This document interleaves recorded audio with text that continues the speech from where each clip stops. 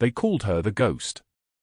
That's what the break room nurses whispered when Katie Morrison folded her scrubs in the corner at 2,145 hours, her movements mechanical, her eyes on the gauze squares in front of her. They didn't know she'd spent 12 years keeping men alive in Baghdad while their blood pooled on desert sand. They didn't know the tremor in her right hand was shrapnel, still working its way toward her wrist, embedded so deep that 3 surgeons had declared it untouchable. Dead wrong, all of them. St. Michael's ICU sprawled across the 3rd floor of the hospital in Raleigh like a machine designed to separate the living from the dying with 12 inches of curtain. The fluorescent lights buzzed overhead with the constancy of a helicopter rotor, casting shadows under Katie's eyes that no amount of sleep could erase. She moved through the unit like water finding its lowest point, no wasted motion, no unnecessary sound, her shoes silent on linoleum that squeaked under everyone else's weight like they were announcing themselves to God. Her scrubs hung loose over a frame that had forgotten what regular meals looked like, and the compression sleeve on her left leg was covered by dark navy pants, the limp barely visible if you weren't watching for it. She was always watching. Always present. Always invisible. The night shift started like every other night shift started, with Katie at the supply station, folding 4x4 gauze squares with the precision of someone who'd been trained to do nothing else. Her hands moved on their own, left corner to center, right corner to center, fold, stack, repeat. Her left index finger traced the edge of each fold, checking for imperfection that would never come. The other nurses filtered in through the break room behind her, their voices climbing as they shed the weight of the day's shift. She didn't turn around. Didn't acknowledge the laughter that stopped the moment she entered spaces. She simply folded gauze. You working the whole night again, or? That was Marcus, one of the newer RNs, still trying to be kind to her. He'd learn. Room 12 needs restocking, Katie said without lifting her eyes from the gauze. And the crash cart in 7 needs verification. The defibrillator pads expire next month. Marcus waited for more. There was never more. He drifted back to the break room where the real nurses were, where the talking was louder now that Katie had spoken and proven she wasn't interested in conversation. The break room was warm. The break room was where people existed. Katie existed in the spaces between the machines, in the humming silence of the ventilators, in the soft beeping of monitors that marked time like a metronome counting down to something nobody wanted to arrive. Dr. Mercer watched her from the nurse's station, his Mont Blanc pen tapping against a clipboard with the rhythmic precision of a man used to being obeyed. He'd been at St. Michael's for 3 months, long enough to understand the architecture of power in a hospital. Money flowed through administration, but information flowed through the staff. The quiet ones didn't have allies. The quiet ones didn't get defended. The quiet ones were useful until they weren't, and then they disappeared. He studied Katie's isolation the way a wolf studies the slowest animal in the herd. She would be useful. She was efficient. She asked no questions about how supplies were billed or why surgical trays marked as used to were somehow reopened and used again. She simply worked. That made her either the perfect asset or the perfect liability, depending on how you looked at her. The thing about being nearly invisible was that Katie saw everything. She saw Dr. Mercer watching her. She saw the way he smiled when Mrs. Chen's family left room 14, smiled with his teeth but not his eyes, the kind of smile that meant he'd just billed them for 3 things that hadn't happened. She saw the unmarked boxes that arrived on Tuesdays in the supply entrance, boxes that disappeared into his office and never made it to inventory. She said nothing. Her training had taught her that sometimes the most dangerous thing you could do was speak, so she didn't. Instead, she worked. At 2,100 hours, the hospital changed. The day shift thinned to stragglers, and the night shift deepened like water filling a hole. Katie was in room 8, adjusting the 4 line on a post-op patient, when the radios came alive. Trauma alert, the dispatcher's voice crackled through the system, professional and calm like everything serious sounded when broadcast through a radio. Multiple GSW. 3 vehicles, ETA for minutes. Level 1 activation. Prepare Trauma 1. The ICU didn't move. They didn't need to. Trauma was the ER's problem until it became the ICU's problem, which happened around 0300 hours when the stable became unstable and the impossible became routine. Katie finished adjusting the 4, checked the infusion rate, and moved to room 12, which was always kept ready for the next catastrophe. Empty bed. Clean sheets. Monitors humming quietly like they were sleeping. She was programming the infusion pump when the convoy arrived. 3 ambulances, a federal escort vehicle with tinted windows, radios crackling in a language that used numbers instead of words. The kind of arrival that made everyone stop moving for exactly 3 seconds before pretending they hadn't noticed. That's how you knew it was important. That's how you knew something had weight. The stretcher came through the ER entrance at 2107 hours, and Katie felt something shift in her chest, something physical, like a tectonic plate moving under the city. She was in room 12. She was setting the monitor leads when they brought him in. She didn't look at his face. She looked at the wounds, 9 entry points across the chest, no exit wounds, which meant the bullets were still in him, still doing damage in ways you couldn't see on external examination. His blood was dark, which meant internal bleeding. His color was chalk, which meant he was running out of time. He was unconscious. His breathing was mechanically assisted by a tube down his throat, and his eyes were closed like he was sleeping through the worst day of his life. But his uniform patch on the arm of his torn BDU was what stopped time. 2nd Battalion, 5th Marines. Dark Horse. The same unit Katie had served. The same patch she still had sewn inside her jacket lining, thread worn soft from 18 years of her fingers touching it, recognizing it, remembering. The medic assigned to his transport was young, maybe 25, and he was giving the handoff in the hyper-compressed language of emergency medicine. Male, approximately 50, 9 gunshot wounds to anterior thorax, no exit wounds, BP dropped to 70 systolic during transport. We pushed 2 units of ONEG and running wide open on the 2nd.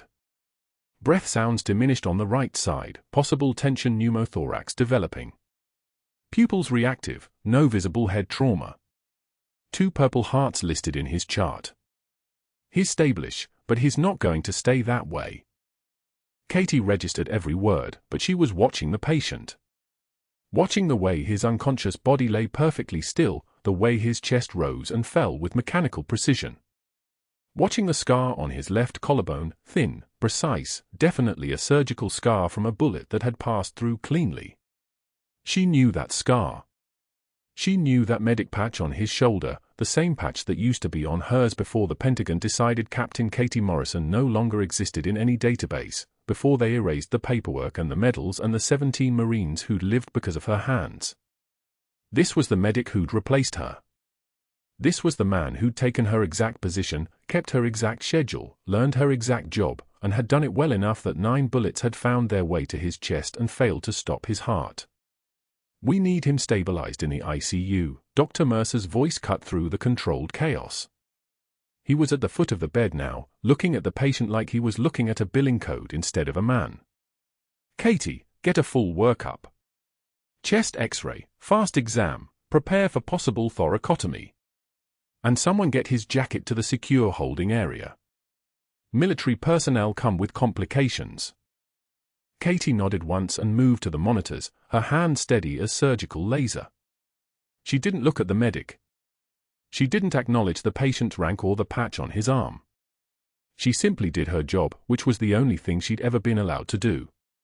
But her hand moved to her jacket as she worked, her left index finger finding the place where her own patch sat sewn into the lining, where it had lived for 18 years like a secret that no one had ever asked her to keep.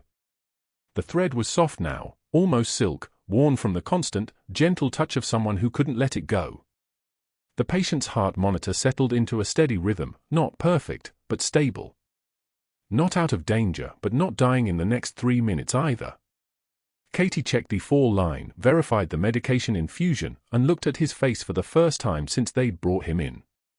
She recognized him immediately. Not from Baghdad, she'd never seen him in Baghdad because she was already gone by the time he arrived. She recognized him from the briefing photos she'd studied in secure facilities, from the casualty reports she'd read after the Pentagon erased her, from the ghost of a career that had belonged to someone else by the time he put on the uniform. The chart at the foot of his bed read, General James Harrison, 2nd Battalion, 5th Marines. Retired.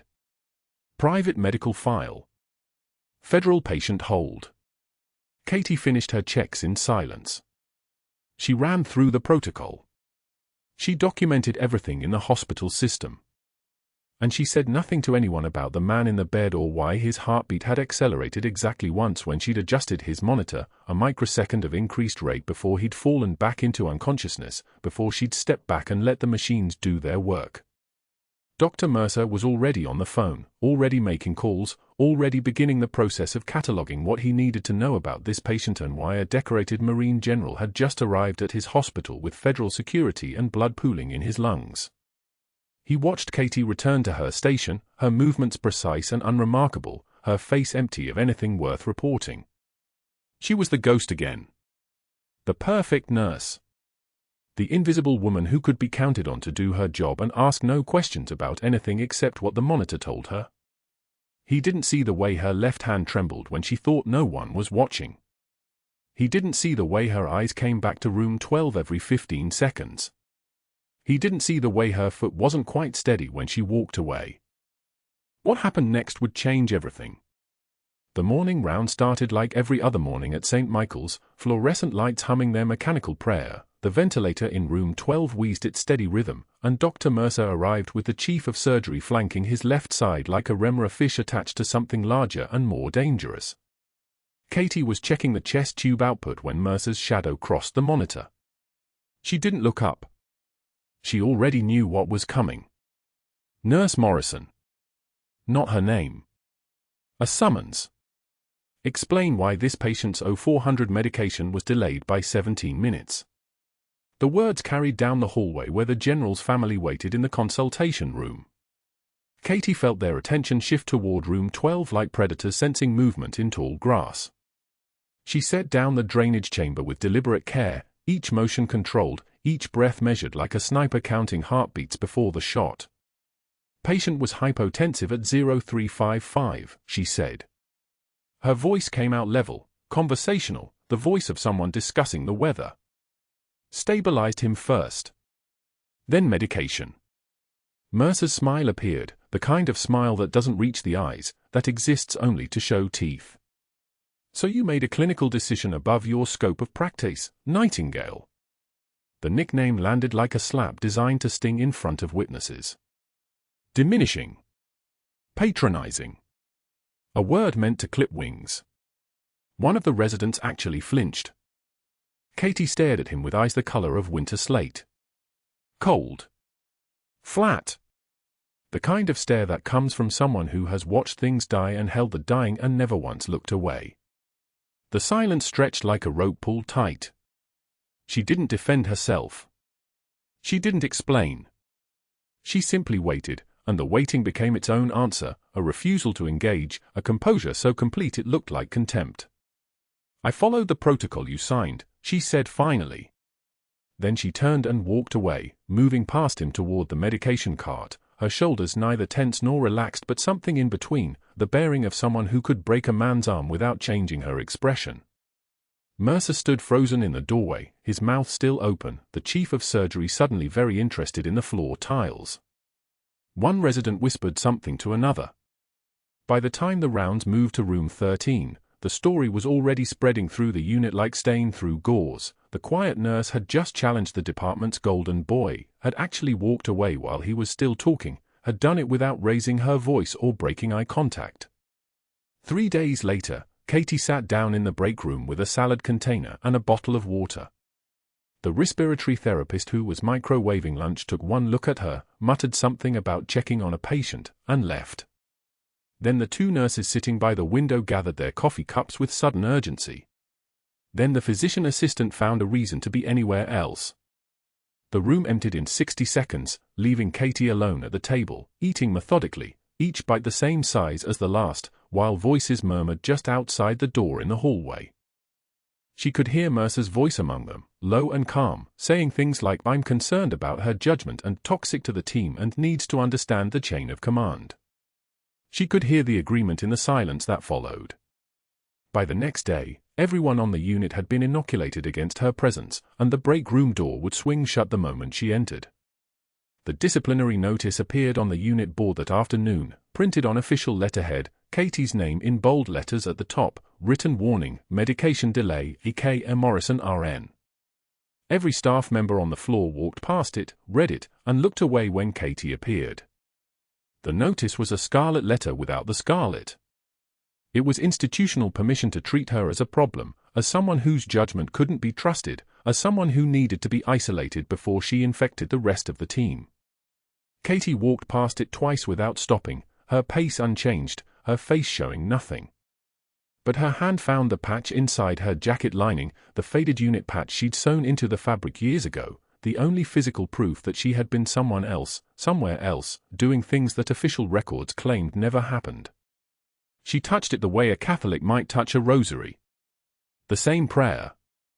The same desperate hope. The third humiliation came at the nurse's station in front of a patient's wife, a woman who had been waiting all morning for information about her husband's condition. Mercer approached with Katie in full view, his voice pitched to carry. "Mrs. Morrison," he said, deliberately using the wrong title, the wrong person's name. "Perhaps if you spent less time questioning my orders and more time following them, your patients wouldn't suffer." The wife's eyes went wide.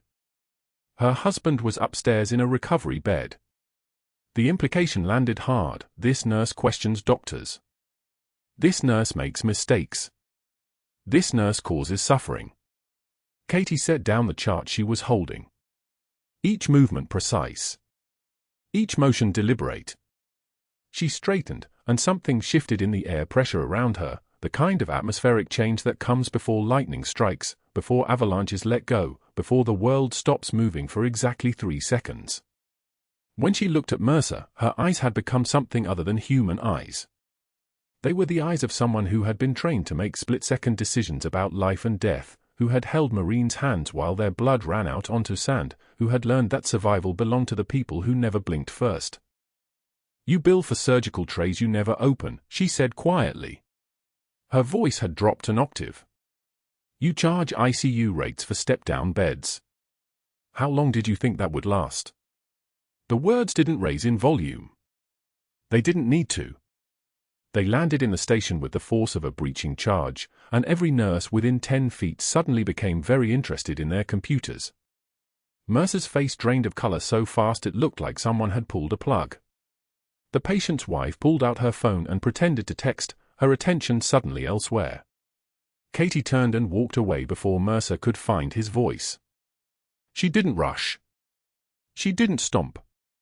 She simply moved, each stride the same length as the last, toward the medication room, leaving him standing at the nurse's station with his mouth open and fear beginning to crawl up his spine. That evening, Mercer made his first phone call from his office with the door locked. His voice shook, not from anger, but from something deeper, something that tasted like panic. He called a board member, someone who owed him favors from contracts awarded years ago, someone who understood that certain problems needed to be handled quietly. "We have a nurse on my unit," Mercer said, his words coming fast now, tumbling over each other. "She's insubordinate. She challenges my authority in front of patients and families. I've documented everything. 17-minute medication delay. Unauthorized clinical decisions. She's a liability. I need her investigated." The board member listened. The board member understood. By the next morning, Mercer had already set his next move in motion, a performance improvement plan that would give him official documentation of Katie's problems, a paper trail that would lead directly to her termination, a way to get rid of her before she noticed the billing irregularities that he'd been so carefully concealing. What he didn't know was that Katie had already noticed.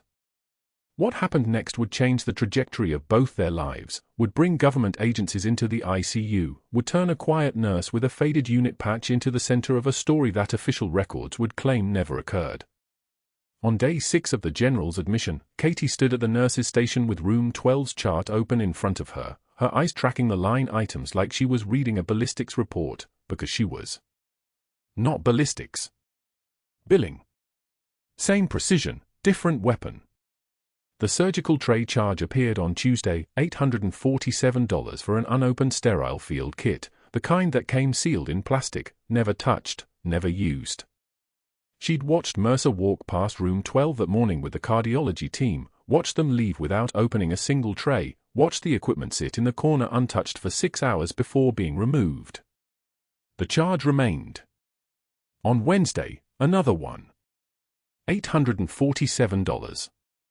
Then Thursday. 3 identical unopened kits, 3 identical charges, each one documented in the system like they'd been cracked open, instruments distributed, costs incurred. Pain is information. That's what she'd learned in Baghdad, holding 4 lines and pressure dressings while rounds came down like rain. Pain was data. So were billing codes. The ICU rate for room 12 was $8,400 per day, highest acuity nursing, ventilator management, continuous monitoring, the full infrastructure of critical care. But on day 4, Katie had seen the documentation shift. The general's oxygen support stepped down to nasal cannula. The cardiac monitoring went from continuous to intermittent. The complexity rating dropped 3 levels. That was step-down unit work. $2,100 a day, maybe $2,400 if you were generous with the codes. Mercer had billed it as ICU anyway. All for days. The difference, $24,400 in phantom charges. Katie photographed the chart with her phone, the screen tilted at an angle so the timestamp and the medication administration record were both visible in the frame. She moved through the documentation methodically, each page a snapshot, each timestamp a marker, each charge a deliberate choice. 6 charges for unopened surgical trays. For days of incorrect ICU billing that should have been stepped down. Pharmacy charges for medications documented as never given. Radiology codes for imaging that had been ordered but cancelled before completion. 23 discrepancies in 3 weeks. The pattern wasn't careless. It was choreographed. It was the kind of careful, methodical theft that someone commits when they know exactly what they're doing, when they've done it before, when they've built a system that swallows money like an ocean swallows rain and nobody knows where it goes because nobody's looking because nobody expects a doctor to steal, especially not a doctor with Mercer's credentials, his country club membership, his reputation for excellence. The next morning at 5:06, Katie was reviewing the morning labs when she heard his voice behind her, not a greeting, a territorial assertion. Working early, Morrison. Mercer stood close enough that she could smell the starch in his lab coat, the expensive cologne that never quite covered the chemical undertone of his shampoo. She didn't turn around. The monitor beeped its steady rhythm. Machines are honest, she thought. They don't lie about what they're measuring. People lie. Systems lie. Billing codes lie so efficiently that nobody notices they're being lied to. The general's oxygen saturation stabilized overnight, she said flatly. Room temperature came down to 98.6. He's tolerating the nasal cannula well. She closed the chart and turned to face him, her shoulders squared, her jaw set in that way that made other nurses instinctively take a step back. Some people walk into a room and take up space. Some people walk into a room and collapse it, the air pressure changing, gravity shifting. Katie Morrison had learned long ago how to be the second kind without raising her voice. You bill for surgical trays you never open, she said, her tone the same temperature as the ICU, exactly 42 degrees Celsius, no emotion, no accusation, just a statement of fact delivered like a medical diagnosis. And you charge ICU rates for step-down beds. How long did you think that would last? Mercer's face hardened. The color didn't drain, he'd had years to practice maintaining composure. But something shifted behind his eyes, a calculation happening in real time, a man who'd believed himself invisible suddenly seeing his shadow cast against a wall in plain daylight. His jaw tightened. His hand came up toward his lab coat pocket, then stopped. He opened his mouth. Katie didn't wait for words. She turned and walked away from the nurse's station with the same precision she'd use walking away from a compound in Baghdad, each step deliberate, each movement calculated to take up no more space than necessary. The fluorescent lights hummed their constant drone above her. Her shoes clicked on the tile, left, right, a rhythm like a heartbeat, like a countdown, like a clock nobody could stop. Behind her, Mercer didn't move. He stood at the nurse's station like someone had cut his strings, like a marionette dropped suddenly on tile, and Katie heard the rustle of his lab coat as his hand finally found his phone.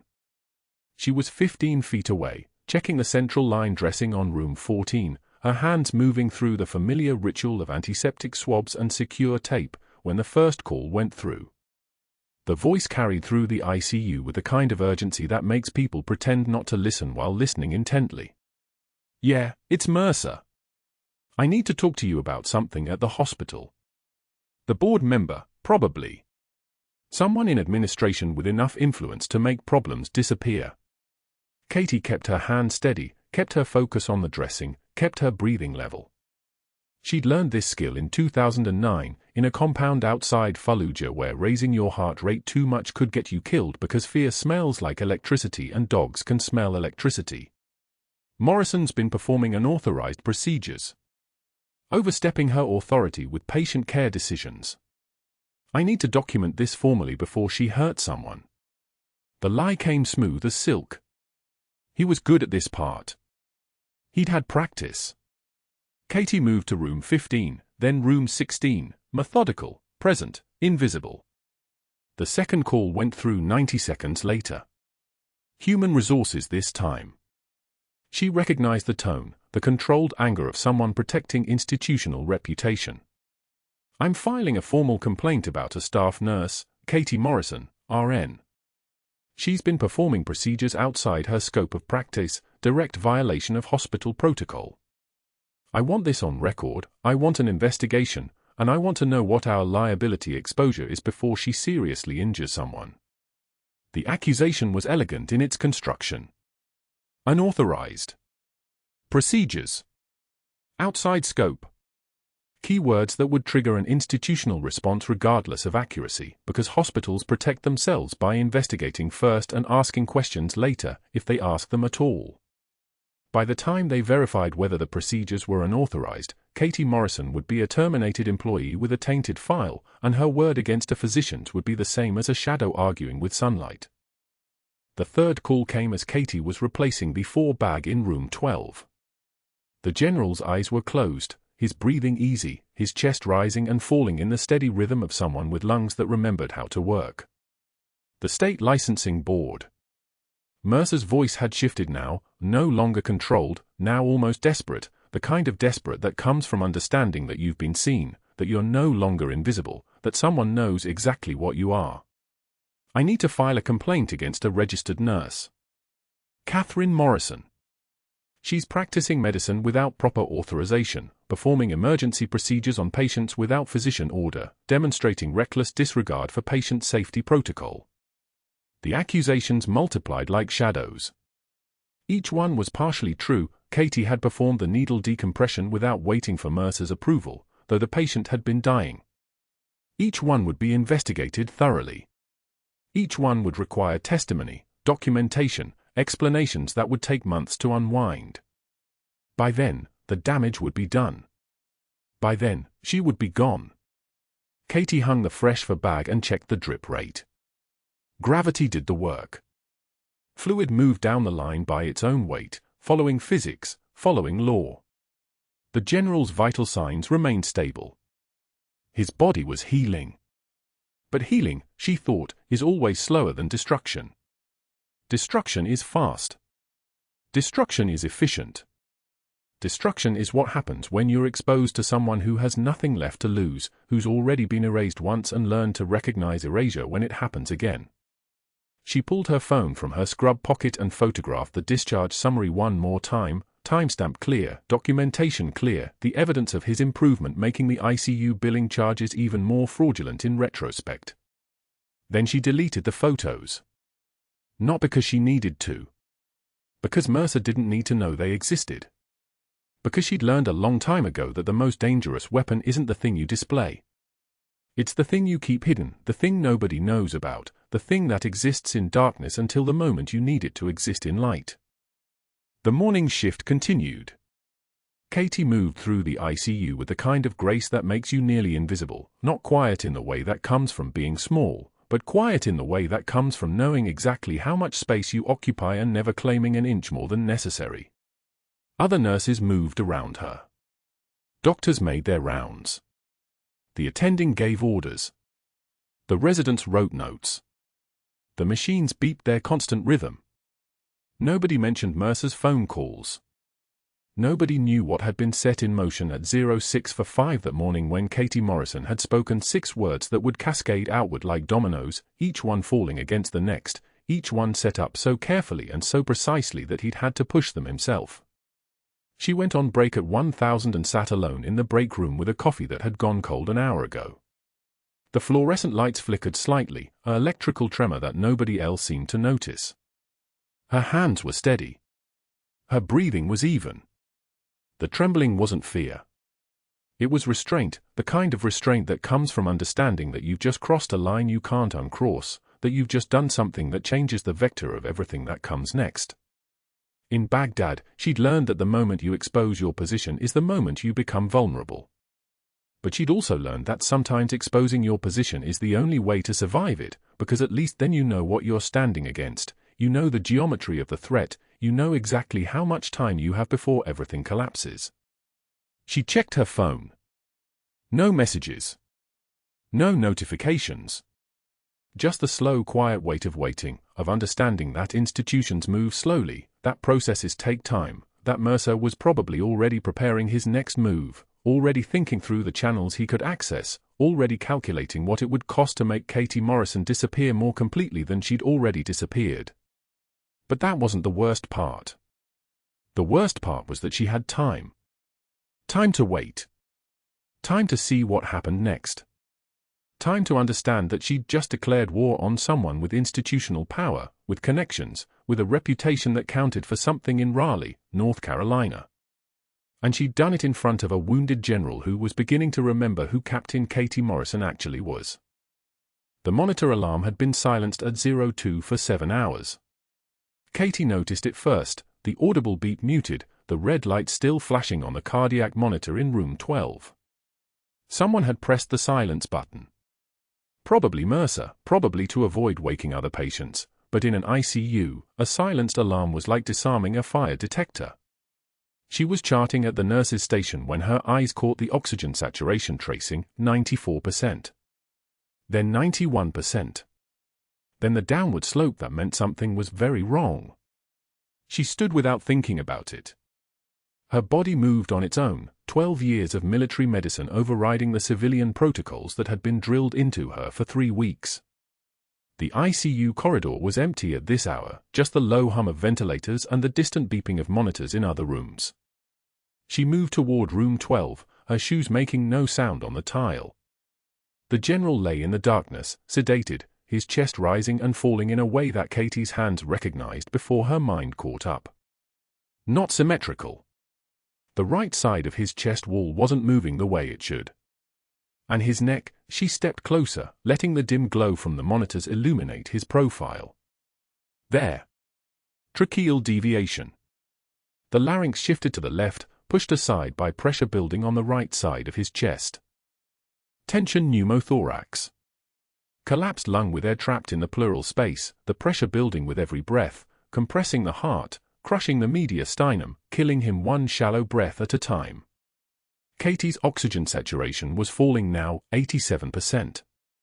His lips were starting to lose color. On the monitor, his blood pressure was already sliding down the chart, compensation failing, shock beginning.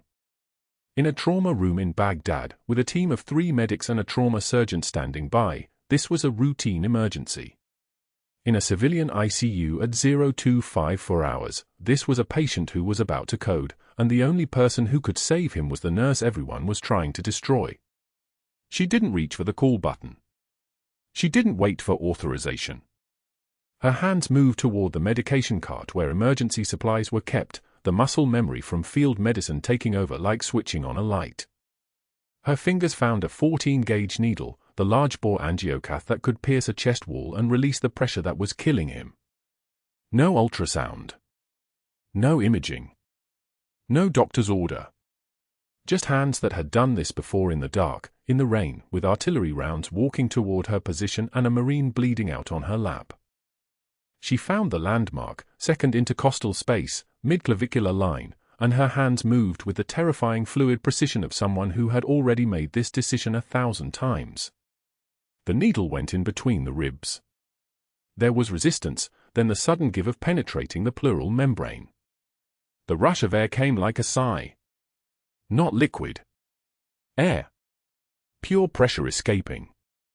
Katie heard it in the darkness, that hiss of trapped atmosphere rushing out of the cavity, the sound of a pneumothorax decompressing, the sound of a life being saved in 40 seconds without authorization or consultation or witnesses except a dying man whose eyes might never open again.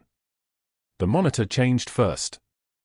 The oxygen saturation began its climb, 85%. 89%. 92%. The general's chest wall expanded properly now, both sides rising and falling in symmetry. His lips lost their grey tint. His blood pressure steadied on the monitor. The crisis that had been silent, invisible, unacknowledged, was ending. Katie left the needle in place, it needed to stay, needed to keep the pressure from rebuilding, and stepped back. Her hands were steady. Her breathing was even. The trembling wasn't fear. It was the crash of adrenaline leaving her system, the letdown after operating on pure instinct and muscle memory that predated her civilian license by 15 years. Dr. Mercer appeared in the doorway at 0301 hours, 6 minutes after she'd entered the room. His eyes took in the scene in sequence, the needle inserted between the ribs, the general's stabilized vitals, Katie standing there with the equipment still in her hand, the expression on her face that was beyond his ability to read. That was 40 seconds, Mercer said quietly, his voice carrying the precision of a man calculating consequences. You did a blind needle decompression in 40 seconds without imaging, without consultation, without orders. In front of a witness. He gestured to the monitors, the equipment, Katie herself. In front of this entire room. Katie set down the equipment. His trachea was deviated. He had minutes. Your opinion, Mercer said. Against mine. A nurse against a physician. How do you think that plays? He didn't wait for an answer. He turned and walked back out into the corridor, his footsteps moving toward the nursing station, and Katie heard what came next with the clarity of someone who already understood she had just crossed the final line. The first phone call was to a board member. She heard Mercer's voice drift through the ICU, low and controlled. Golf club membership, decades of referring patients to this hospital, a favor that had been sitting uncollected for 3 years. We have a situation, a nurse performing unauthorized procedures, no supervision, no orders, no physician direction. I'm concerned about her judgment. I need to move quickly before this becomes a liability issue. The second call was to HR, his voice sharper now, the edge of a man constructing a narrative. Unauthorized medical procedures, insubordination when I asked her to stop, potential danger to patients. I want it documented that I discovered this immediately and reported it without delay. There needs to be an investigation before she harms someone. The third call was to the state licensing board, made while standing at the nursing station where other night shift nurses could hear, where the message was designed to carry. A nurse with a suspicious employment history, no explanation for her medical knowledge, performing emergency procedures without authorization, reckless practice. I'm concerned she's operating outside her scope of practice. By 0630 hours, before the day shift arrived, before the general's condition could be reviewed by an impartial physician, before anyone could verify that the needle decompression had been a life-saving intervention, Katie Morrison was called to the chief of nursing's office on the 3rd floor. The office smelled like stale coffee and institutional fear. The chief of nursing sat behind her desk, her eyes carefully directed at a file folder instead of at Katie's face. Your badge is deactivated pending investigation, she said, her voice the careful neutral tone of someone reading from a script written by HR lawyers. You're on administrative leave effective immediately. We need you to gather your personal items. Katie nodded once. She didn't ask why. She didn't defend herself. She didn't explain that the general was still alive because of what she'd done in 40 seconds. The institutional machinery had already started moving, and words wouldn't stop it. Words never stopped it. Security escorted her to her locker at 0715 hours.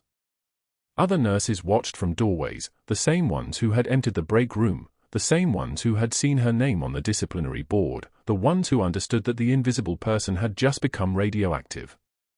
She packed her stethoscope, her spare shoes, the protein bars she kept hidden for double shifts. She left the faded unit patch in her jacket lining because that was all she had left of who she used to be, and she couldn't carry it in a cardboard box through the main entrance in full daylight. The walk to the parking lot took 4 minutes. The walk out took forever. She stood in the parking lot, cardboard box in her arms, watching the morning staff arrive, watching the hospital continue its business as if nothing had changed, as if a nurse with combat medical training hadn't just been erased. She couldn't explain why a civilian nurse knew combat medicine. She couldn't tell them about Baghdad, about the operation that had officially never happened, about the Pentagon order that had redacted her from existence. She couldn't prove she was Captain Katie Morrison because Captain Katie Morrison no longer existed in any official database, had been filed away in classified archives, her name removed from records, her service buried under classifications that even she didn't have clearance to read. Disappearing once had been an operation. Disappearing twice felt like punishment. That evening, she returned her scrubs to the hospital laundry service. She folded each set with military precision, sleeves in first, then the sides, then folded in half, the creases sharp as knife edges. Each fold was a ritual, a farewell, a final indignity of returning the uniform she had earned through competence to an institution that had never seen her value. Her hands didn't shake. They wouldn't. She had control of that much, at least. The rain started around midnight. She was standing on her apartment balcony when the storm hit, watching water hammer the parking lot below like applause for the end of something. Somewhere in a hospital room 6 miles away, a general was breathing evenly, his collapsed lung re-expanded, his oxygen saturation stable, his life continuing because of what she'd done. And she was here, alone, holding nothing but a cardboard box and the knowledge that she had saved him and destroyed herself in 40 seconds. 2 days later, at 08 for 7 hours, the 3-star general walked into St. Michael's ICU with his uniform pressed sharp enough to cut glass and murder in his eyes. By noon, Katie Morrison was escorted out of St. Michael's ICU by 2 security officers whose faces betrayed nothing, her badge already deactivated, her access revoked before she even reached the parking lot. The cardboard box in her arms held 8 years of accumulated work, a stethoscope with her name scratched into the metal, 3 pairs of compression socks, a half-eaten bag of almonds from the break room, the nursing reference manual she'd annotated in the margins with battlefield interventions no civilian textbook would ever teach.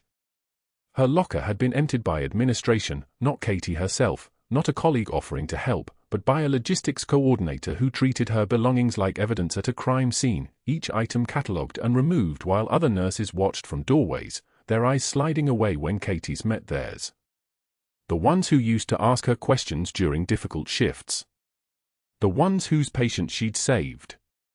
The ones who suddenly needed to be somewhere else.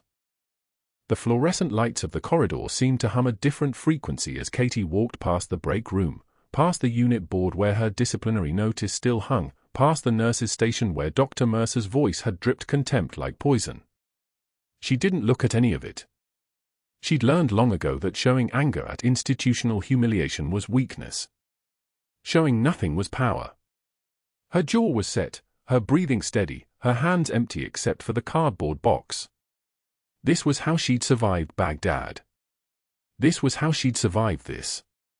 What she didn't know was that Dr. Richard Mercer had spent the previous night at his home office, fingers flying across his keyboard with the desperation of a man watching his empire collapse, fabricating personnel records with timestamps designed to show Katie had performed unauthorized procedures months before she actually had.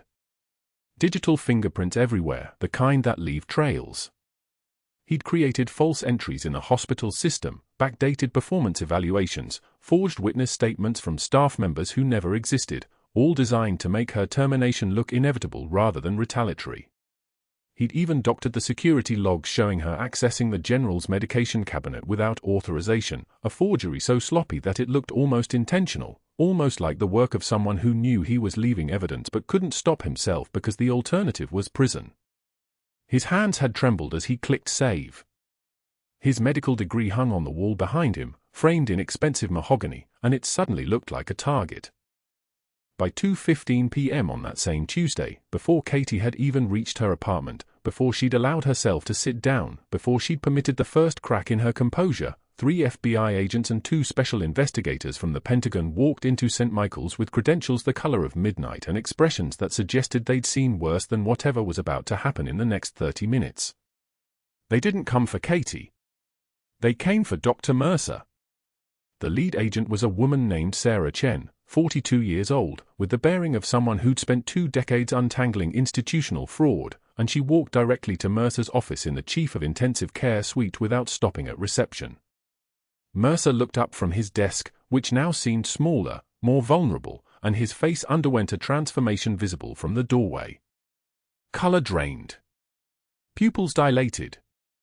The smile he'd worn so easily with Katie, the condescension that had become his uniform, evaporated like sweat in Arctic wind. Dr. Richard Mercer? Agent Chen's voice was professional neutral, the tone of someone reading a menu. Not anger. Worse than anger. Indifference. We need you to come with us regarding falsified personnel records, fraudulent billing practices, and attempted obstruction of a federal investigation. Mercer stood, his chair rolling backward with a squeak that sounded obscene in the suddenly silent office. This is insane. I'm a physician.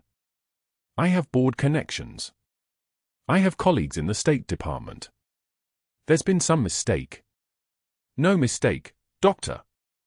The second agent, a Marine Corps investigator with captain's bars visible on his civilian jacket, placed a laptop on Mercer's desk. Your office computer. You accessed federal employment databases using credentials that weren't yours. You created false timestamps on termination documents. Every keystroke logged. Every access recorded. When you tried to bury Captain Morrison's employment history, you connected yourself directly to the kickback scheme you were running with pharmaceutical representatives and medical device suppliers. The room contracted around those words. Captain. Not nurse. Not employee. Captain. The title hung in the air like a shaped charge detonating in slow motion. Mercer's face cycled through colors, white, red, the mottled purple of desperation. I don't know what you're talking about. That woman was insubordinate. She violated protocol. She performed procedures without authorization. She performed a needle decompression that saved a Marine Corps general's life, Agent Chen said, consulting her phone with casual precision. 40 seconds from clinical recognition to successful intervention. Textbook emergency medicine under crisis conditions. The nursing notes document everything. No authorization needed when the patient is actively dying. You know this. You know this because you're trained to know this, and you deliberately ignored it because you needed her gone before she exposed your financial crimes. The pieces were falling into place for everyone listening, and there were many listeners by now. Word traveled in hospitals like electricity through copper wire. Nurses were clustering in doorways. A resident stood frozen in the hallway. The chief nursing officer watched from her office with her hand over her mouth. You increased General Patterson's sedation levels, the Marine captain continued, reading from a document with the same conversational tone one might use to order coffee. You restricted her access to room 12. You created conditions where an emergency would occur without adequate supervision. You documented everything to make it look like negligence. Then when she performed exactly the procedure that saved his life without your authorization, you fabricated disciplinary records to justify immediate termination. Every document you forged has your digital signature.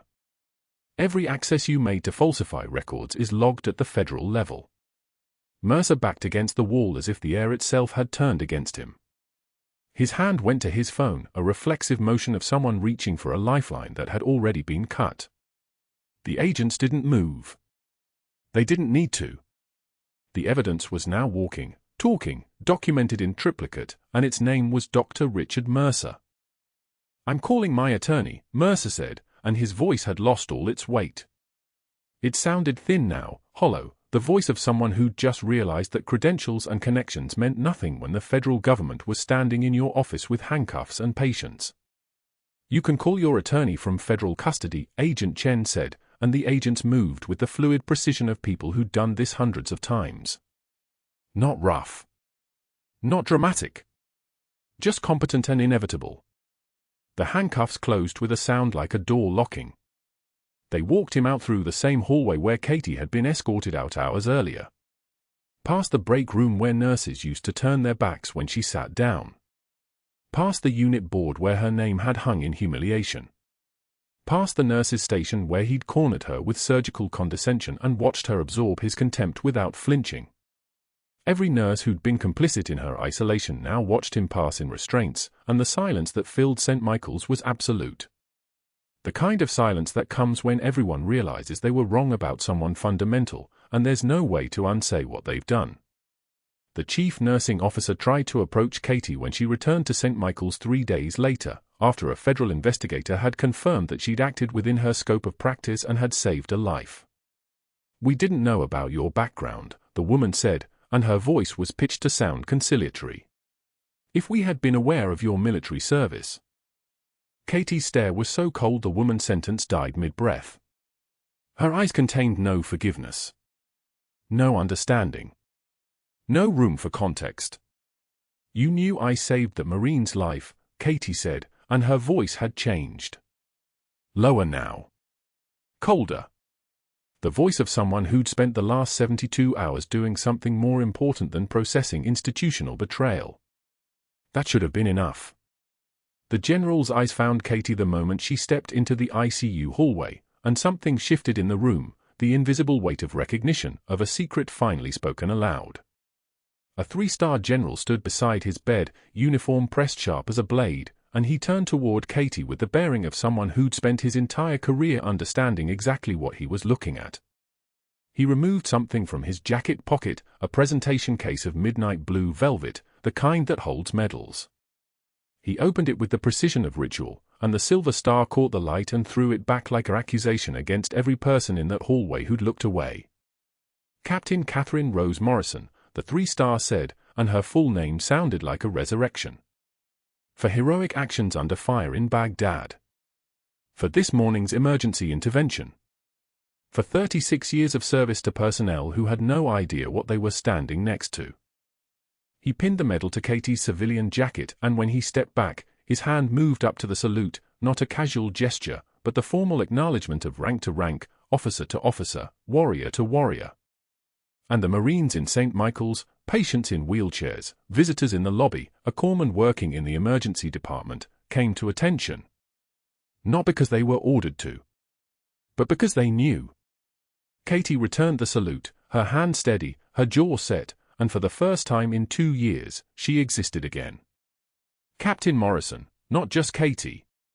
Combat medic, not just a nurse. The woman who'd saved the general in Baghdad and the woman who'd saved him again in an ICU in Raleigh, North Carolina, where quiet competence and hidden strength had finally been forced into the light. 6 months later, a letter arrived at Katie's apartment postmarked from a rural Virginia community college. Inside the envelope was a course catalog, and on page 17 was a faculty photograph, Dr. Richard Mercer, CPR instructor, minimum wage, his medical license permanently revoked by unanimous board decision from the North Carolina Medical Board. Someone had circled his photograph in red ink and written in the margin with precise, deliberate strokes, "Karma is a patient teacher." Katie pinned the catalog to her refrigerator next to her reinstated nursing license and the Silver Star citation, now declassified, mounted in a simple frame.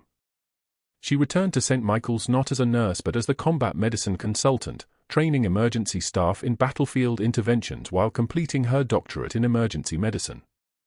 The faded unit patch was no longer hidden in her jacket lining. It was sewn onto her new scrabs, visible, acknowledged, earned through blood and silence and the kind of courage that doesn't announce itself. General Patterson recovered fully and returned to active duty, but not before he gave an interview to a military journal describing the night a ghost from Baghdad saved his life twice, once in 2017 under mortar fire, once in 2024 in a North Carolina ICU. The break room was never empty when Katie sat down now. Dr. Chen, the new ICU director, asked her opinion on complex cases and actually waited for the answer. And on her way out one evening, Katie passed a young nurse being dressed down by an attending physician, public, humiliating, designed to diminish rather than teach. Katie stopped, waited for the physician to finish, then spoke quietly to the nurse, "You did the right thing putting the patient first. Don't let anyone make you forget that." The attending physician saw Katie's unit patch and the silver star pin on her lanyard, and decided he had somewhere else to be. Katie walked to her car as the sun set over Raleigh. She touched the patch one more time, not hiding it, just remembering what it cost to earn, what it cost to hide, what it cost to reclaim. True heroism is what you do when the world stops watching. But sometimes, the world finally looks up and sees what was always there. If you've made it this far, you know that quiet strength is the most powerful force in any room. Subscribe for more stories about heroes walking among us. Like this video if you believe in second chances. And tell me in the comments, what would you have done in Katie's position?